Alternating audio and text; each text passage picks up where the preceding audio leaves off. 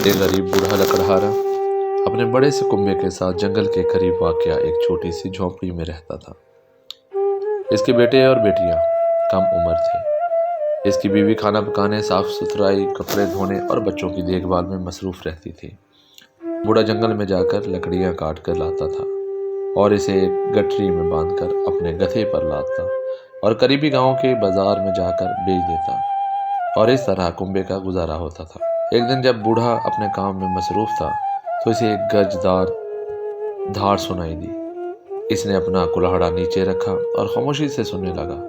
اچانک ایک بڑا سا شیر جھاڑیوں سے باہر آ نکلا۔ شیر نے بوڑھے سے کہا، مجھ سے مت ڈرو، میں تمہیں نقصان نہیں پہنچاؤں گا۔ تم بہت محنت سے کام کرتے ہو، تم بیٹھ کر تھوڑی دیر آرام کرو، تمہارا کام میں کر دوں گا۔ بوڑھا حیران تھا، اسے معلوم نہیں تھا کہ شیر باتیں کر سکتے ہیں، اور کیا بات ہے کہ شیر اسے مدد کرنے کی پیشکش کر رہا تھا۔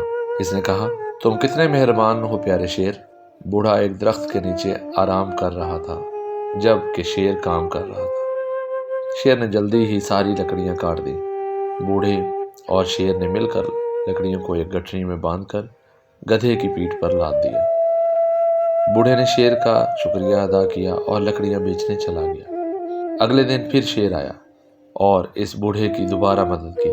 کچھ ہفتوں تک یہ سلسلہ جاری رہا۔ ایک دن کام ختم ہونے کے بعد شیر نے بوڑھے کی گود میں اپنا سر رکھا اور آرام کرنے لگا۔ اس نے بوڑھے کی طرف دیکھتے ہوئے پوچھا، کیا میں خوبصورت ہوں؟ ہاں، واقعی تم بہت خوبصورت ہو، بوڑھے نے جواب دیا۔ کیا میں طاقتور ہوں؟ شیر نے پوچھا۔ ہاں یقیناً، بے شک بہت طاقتور ہو، بوڑھے نے جواب دیا۔ کیا میں جوان اور توانائی سے بھرا ہوا ہوں؟ شیر نے پوچھا۔ ہاں ہاں بالکل ایسا ہی ہے، بوڑھے نے جواب دیا۔ کچھ دیر سوچنے کے بعد بوڑھے نے شیر سے کہا، تم میں ایک چیز کی کمی ہے، تمہارے جسم سے بدبو آتی ہے۔ اگر تمہیں کوئی اعتراض نہ ہو تو برائے کرم اپنا سر میری گود سے ہٹا لو۔ اگر آپ کی طرح میرے جسم سے بھی بدبو آنے لگی تو میری بیوی کو بہت برا لگے گا۔ شیر اچھل کر اس کی گود سے اٹھا اور بوڑھے کو کلہاڑی دیتے ہوئے کہا، اسے میری پیٹھ پر مارو۔ بوڑھے نے کہا، میں تمہیں تکلیف نہیں پہنچا سکتا۔ شیر نے کہا، یہ میری خواہش ہے، اور یہ کہنے کے ساتھ ہی وہ دھاڑنے لگا۔ بوڑھے کو سمجھ میں کچھ نہیں آ رہا تھا اور وہ اب کیا کرے۔ آخر اس نے کلہاڑی اٹھا کر شیر کی پیٹھ پر دے ماری۔ شیر کی پیٹھ پر گہرا زخم آیا اور خون نکلنے لگا۔ اس سے شیر کا جسم سرخ اور چپچپا ہو گیا۔ شیر جنگل میں واپس چلا گیا اور بوڑھا اپنی لکڑیاں بازار میں لے گیا۔ اگلے دن بوڑھا اپنے کام والی جگہ پر آیا۔ شیر آیا اور اسے دور سے دیکھتا رہا، لیکن کوئی بات نہیں کی۔ بوڑھا خوفزدہ ہو گیا۔ وقت گزرتا گیا اور پھر ایک دن اچانک شیر جھاڑیوں کے پیچھے سے بوڑھے کی طرف بڑھا۔